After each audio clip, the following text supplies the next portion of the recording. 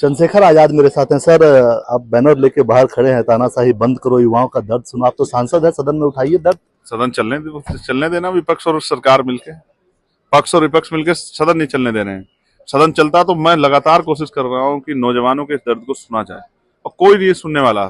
युवा देश है, प्रधानमंत्री प्राइम मिनिस्टर भी कहते हैं, विपक्ष के नेता भी कहते हैं, लेकिन युवाओं की क्या हालत है। पहले तो भर्ती नहीं आती, भर्ती आती तो पेपर लीक हो जाता है, पेपर लीक से बच जाता है तो घोटाले हो जाते हैं। उसके बाद जो है भर्ती प्रक्रिया 6-6 साल चलती है, इतना ओवरेज हो जाते हैं, फिर कोई कोर्ट चला जाता है तो पूरी भर्ती प्रक्रिया का जो है बेड़ा गर्क हो जाता है।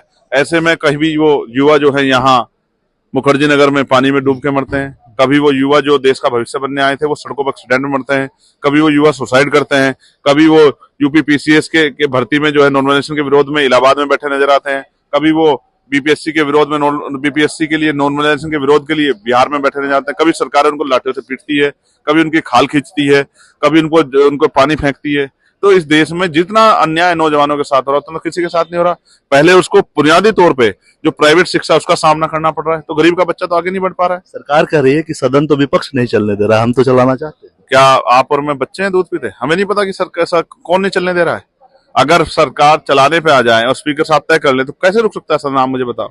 आपको क्या लगता है, युवाओं पे ये सरकार जो वादा की थी चुनाव में या करती है, उसको पूरा नहीं कर पा रही? अगर कर पाती तो युवा इस देश में सुसाइड करता क्या? आप देखो ना सुसाइड रेट क्या है, आप देखो ना ड्रॉप रेट क्या है, आप देखो ना यहाँ कितने आंदोलन चल रहे हैं। और अगर सरकार इतना अच्छा काम करी तो सड़क पे क्यों आता है नौजवान?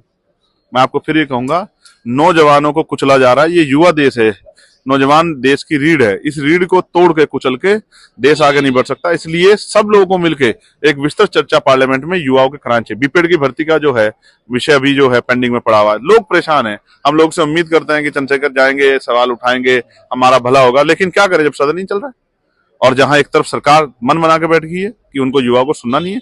तो ऐसे में मैं गरीब परिवार से आता हूं, मैं जानता हूं, किसान परिवार से। हमारे परिवार के लोगों ने, मेरे पिता ने अपनी पूरी जीवन की पूंजी लगा दी कि हम लोग पढ़े और अपने पैरों पर खड़े हों।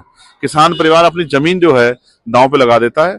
उनके जो घर की महिलाएं वो अपने गहने गिरवी रख देती हैं कि उनका बेटा पढ़ लिख के कुछ बने। आग्रह है कि सदन चले और युवाओं का। मैं ये चाहता हूं कि नौजवानों को निंदा न किया जाए, उनके लिए युवा, उनके लिए रोजगार के रास्ते निकाले जाएं, और सरकार के हाथ में ताकत सरकार निकाल सकती है।